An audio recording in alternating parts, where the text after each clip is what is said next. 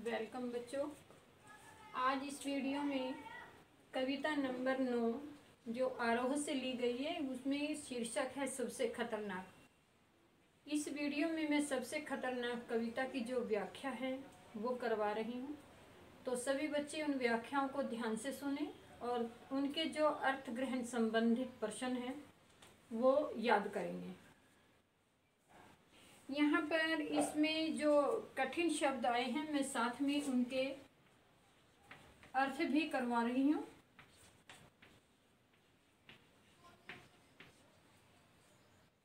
तो यहाँ पर कविता का जो पंक्तियाँ हैं वो नंबर 1 हैं।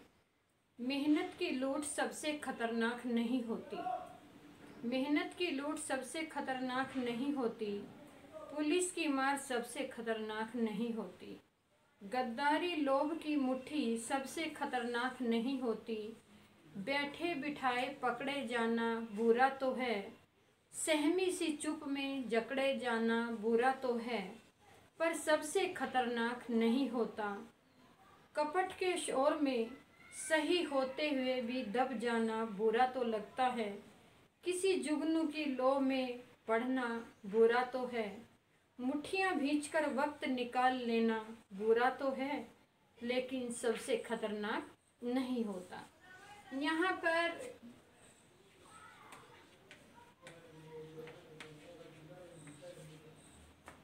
पर खतरनाक का मतलब मीनिंग होता है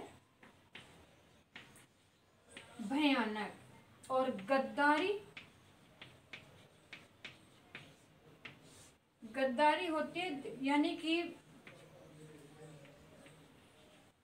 शासन लिख दो,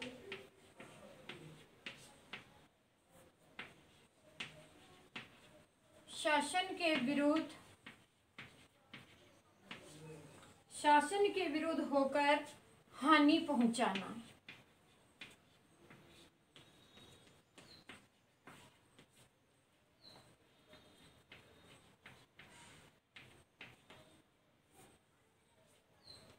हानि पहुंचाना। और यहाँ पर लोभ की मुट्ठी यानी लालच,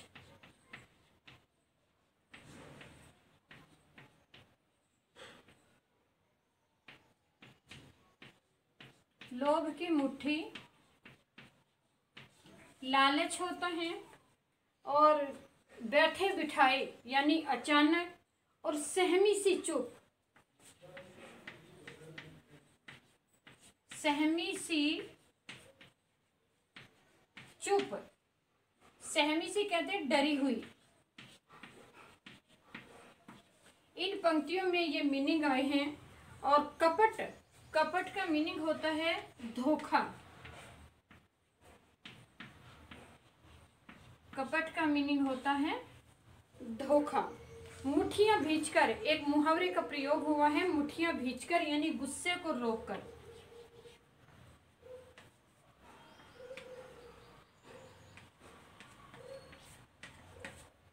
मुट्ठियां भींचकर, इसका अर्थ हुआ गुस्से को रोककर। तो निम्न पंक्तियां हमारी हिंदी की पाठ्य पुस्तक आरोह भाग 1 में संकलित सबसे खतरनाक शीर्षक से ली गई हैं, जिसके कवि हैं पाश। यहाँ पर कवि ने आज के समाज में जो पनप रही है, क्या निर्दयता, क्रूरता आदि के साथ खतरनाक स्थिति की ओर संकेत किया है, जो प्रतिकूलताओं के प्रति संघर्ष करने के साथ संकल्प जो उनके बंधन है वो कमजोर पड़ रहे हैं।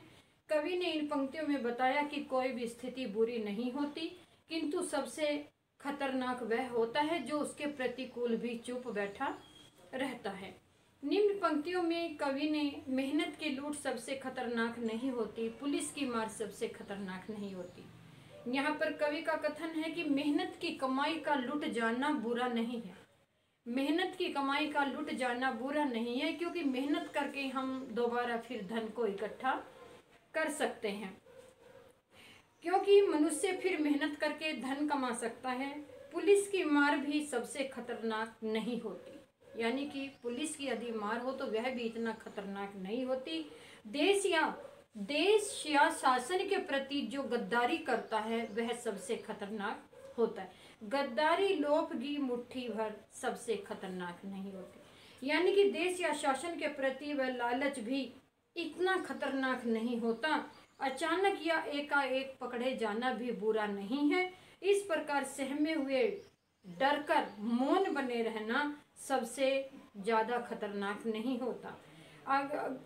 कपट के शोर में, यानी कि धोखे का जो शोर है, सही होते हुए भी दब जाना बुरा तो है। किसी जुगनू की लो में पढ़ पाना बुरा तो है। मुट्ठियां भींचकर बस वक्त निकाल लेना बुरा तो है, सबसे खतरनाक नहीं होता।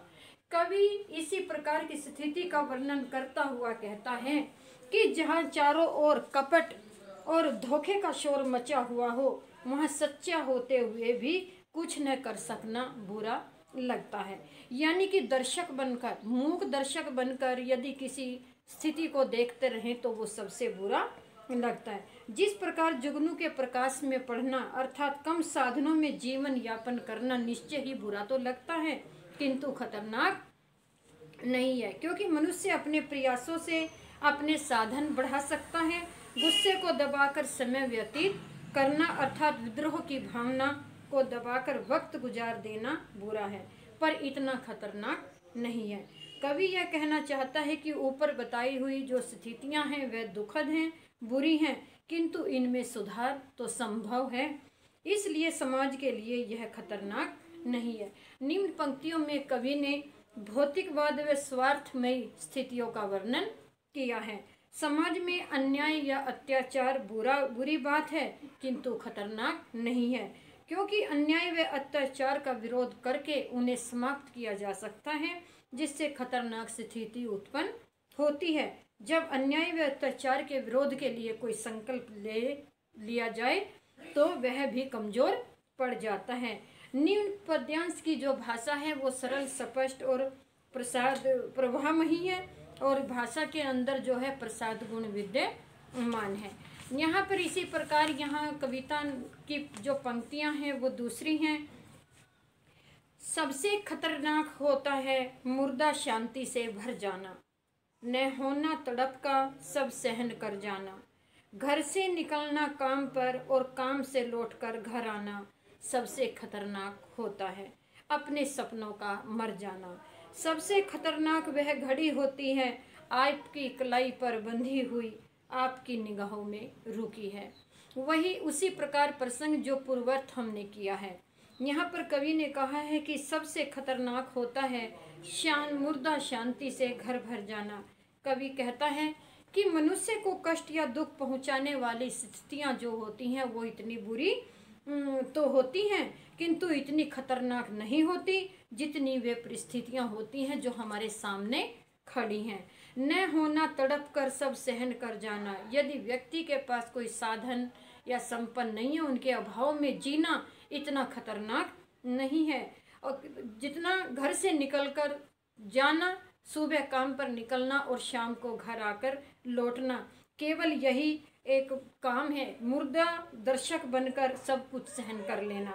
जब मनुष्य का मन केवल काम तक सीमित रहता है, उसे किसी दूसरे की परवाह नहीं होती, तो वह सुबह काम पर जाता है और शाम को लौटकर वापस आता है। केवल उसकी इतनी ही दिनचर्या है, सुबह से निकलना और शाम को वापस पहुंचना।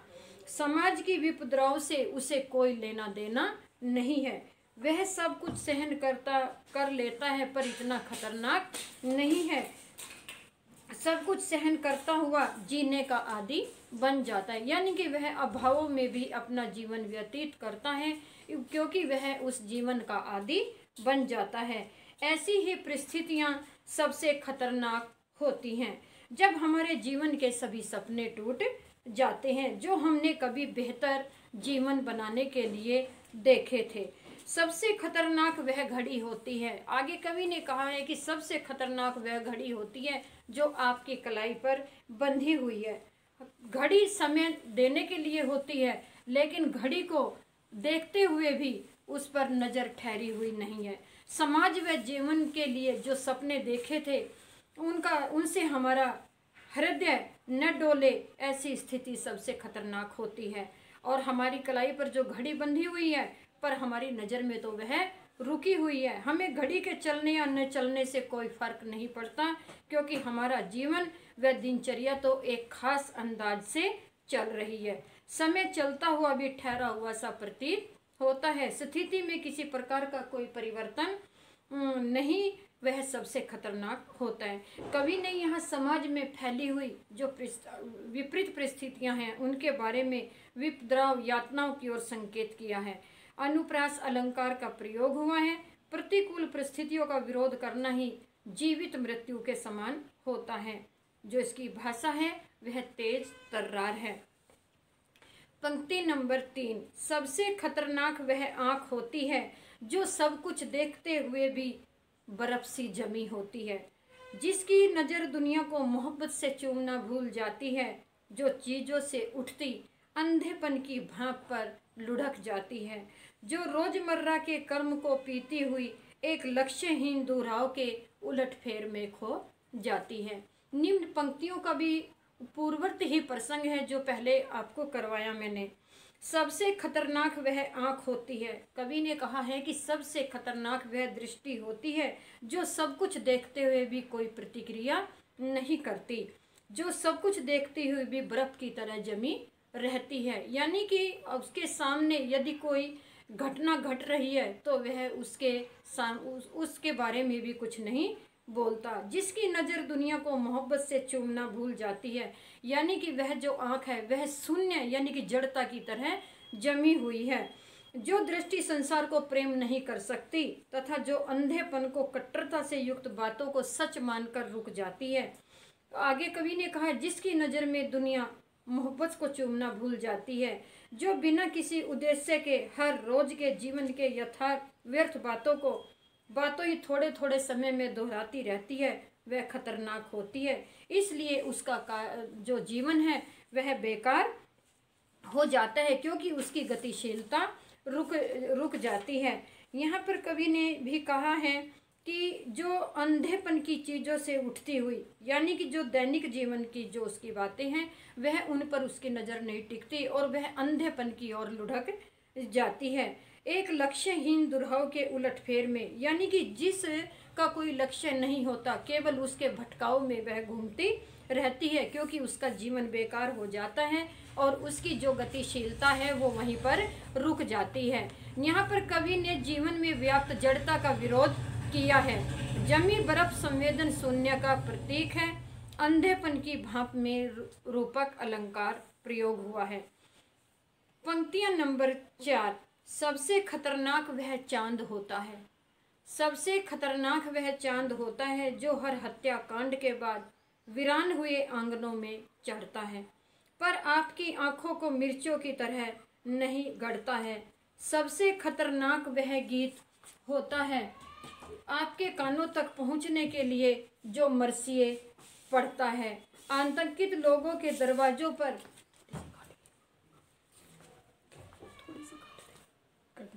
आपके कानों तक पहुंचने के लिए जो मरसिए पढ़ता है, आतंकित लोगों के दरवाजों पर जो गुंडे की तरह अकड़ता है। निम्न पंक्तियों में कवि ने कहा है कि सबसे खतरनाक वह चांद होता है जो हत्याकांड के बाद वह आकाश में आता है। यानी कि वह हत्या के सामने भी यदि चांद चढ़ता है तो लोग उसको सहज स्वीकार कर लेते हैं। दुखी मन से उससे खीन तो होते हैं, क्रोधित तो होते हैं, लेकिन फिर भी उसे स्वीकार करना पड़ता है। हिंसात्मक घटनाओं से जरा भी प्रभावित न होकर स्वाभाविक दिनचर्या को निभाते हैं।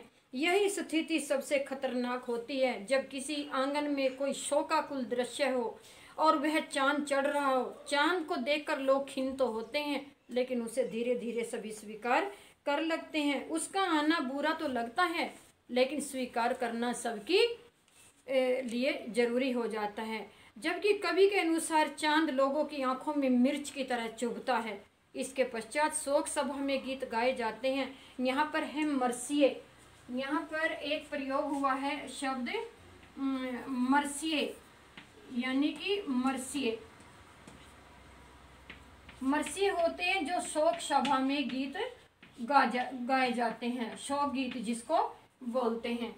मरसी गीत गाए जाते हैं। ये गीत हत्याकांड से भयभीत लोगों के दरवाजों पर अकड़कर खड़े हुए किसी आतंकी की तरह दिखाई देते हैं।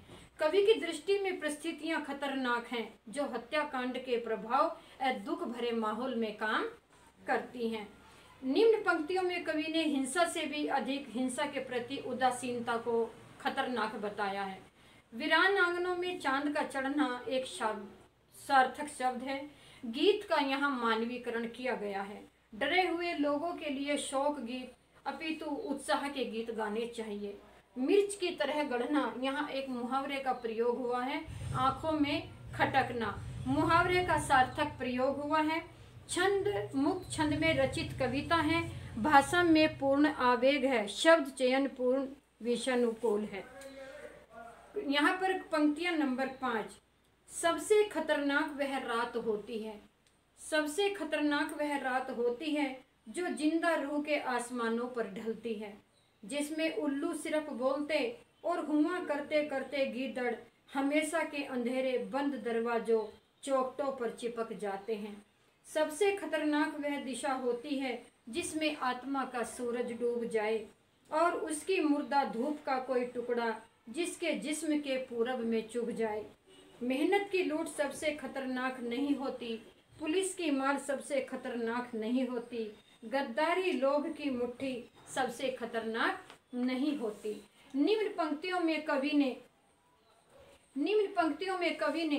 कवि पुनः कहता है कि वह रात सबसे खतरनाक होती है जो जीवित आत्माओं के ऊपर आ ढलती है। वह रात में, जिस रात में केवल उल्लू बोलते हैं या फिर गीदड़ अपनी आवाज में हुआ हुआ करते हैं। वे उल्लू व गीदड़ बंद दरवाजों की चौखटों के पास चिपक जाते हैं और वहीं पर अपनी आवाज निकालते हैं। कवि के कहने का अभिप्राय है कि अंधी रूढ़ियां या अंधविश्वास खतरनाक होते हैं जो जीवित लोगों के मनों को बुरी तरह प्रभावित करते हैं। वे लोग भी उल्लुओं और गिद्धड़ों की भांति ही अज्ञानता के प्रतीक हैं।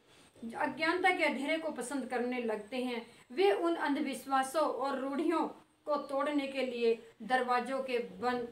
बंद दरवाजों से बाहर नहीं आते। कवि फिर कहता है कि जीवन की वह दिशा सबसे भयंकर व हानिकारक होती है जो आत्मा के सूरज को अस्त कर देती है, अर्थात अच्छे बुरे को पहचानने की जो क्षमता को वे नष्ट कर देती है।